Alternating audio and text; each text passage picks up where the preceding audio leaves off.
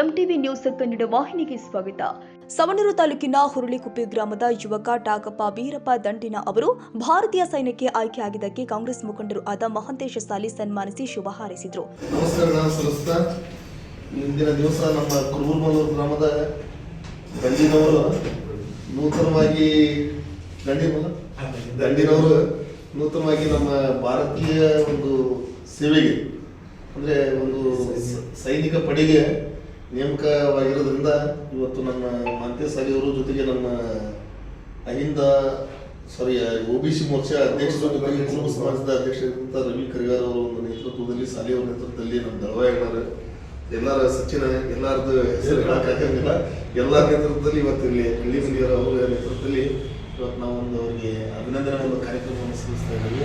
ಈ ಒಂದು ಕಾರ್ಯಕ್ರಮದಲ್ಲಿ ಉಪಸ್ಥಿತರಾದ ಎಲ್ಲರಿಗೂ ಸಹಿತ ಆನಂದ ಒಂದು ಸ್ವಾಗತವನ್ನು ಕೊಡ್ತಾ ಮುಂದಿನ ಒಂದು ಕಾರ್ಯಕ್ರಮವನ್ನು ನಮ್ಮ ಮಹಂತೇಶ ಸಾಲಿ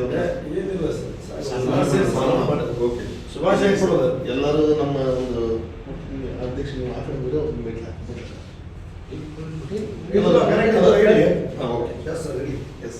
ಅದಕ್ಕೆ ನಾವೆಲ್ಲರೂ ಕೂಡ್ಕೊಂಡು ಇವತ್ತು ಅವ್ರಿಗೆ ಮುಂದಿನ ಒಂದು ಅವರ ಜೀವನ ಜೊತೆಗೆ ಈ ದೇಶ ಸೇವೆಯನ್ನು ಸಲ್ತಕ್ಕಂಥ ಒಂದು ಅವಕಾಶ ಭಗವಂತ ಕರುಣಿಸಿರ್ತಕ್ಕಂಥದ್ದು ನಿಮ್ಮೆಲ್ಲರೂ ಕೂಡ ಒಂದು ಮುಂದಿನ ಅವರ ಒಂದು ವೃತ್ತಿ ಜೀವನ ಒಂದು ಸಂತೋಷದಿಂದ ಕೂಡಿರಲಿ.